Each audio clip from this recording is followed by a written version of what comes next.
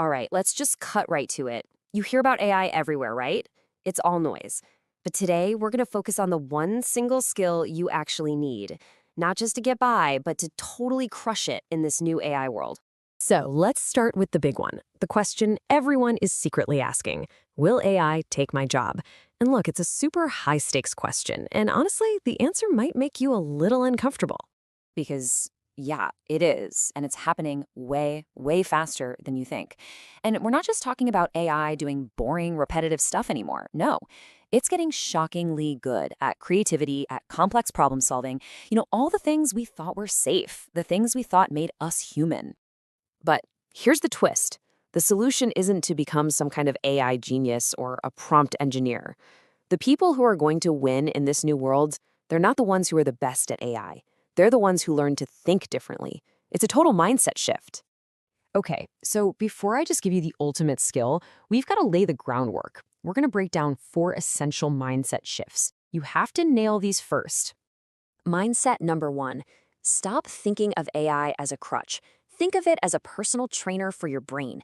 A lot of people worry, oh, AI is going to make me dumb. But that's like saying a calculator makes you bad at math. Does it? No. It frees you up from the boring calculations so you can focus on the real problem. AI does the same thing for your thinking. It makes you sharper, more dangerous.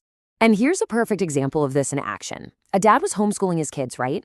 And he created this custom AI tutor for them. It taught them physics and math, but get this, it explained everything through soccer, through their hero, Ronaldo. And the result?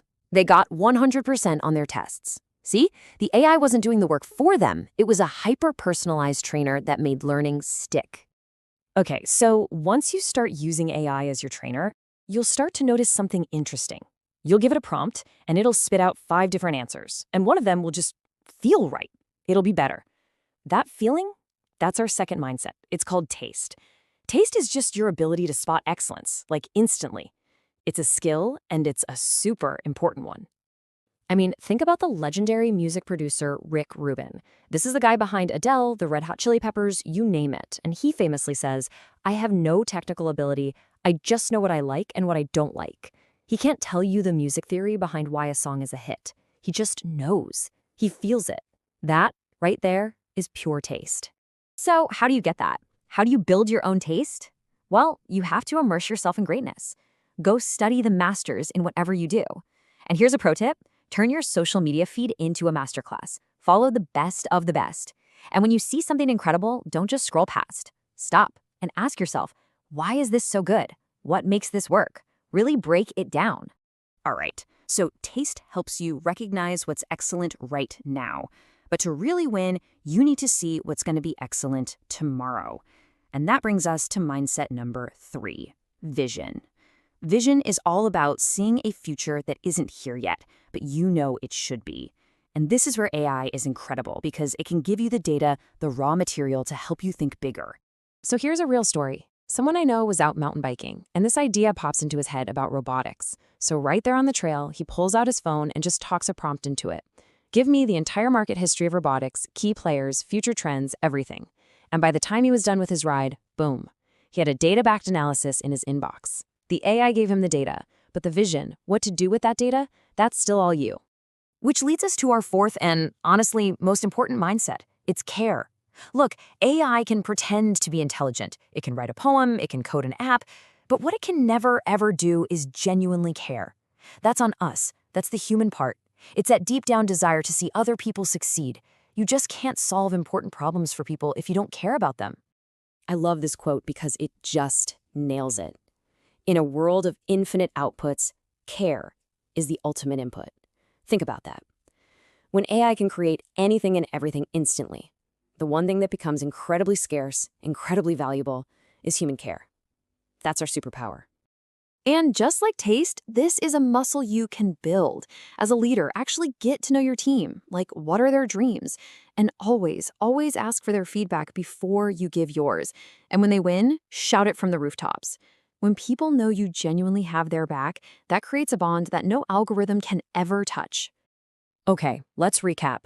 We've got our 4 mindsets: AI as a trainer, developing your taste, having a vision, and leading with care.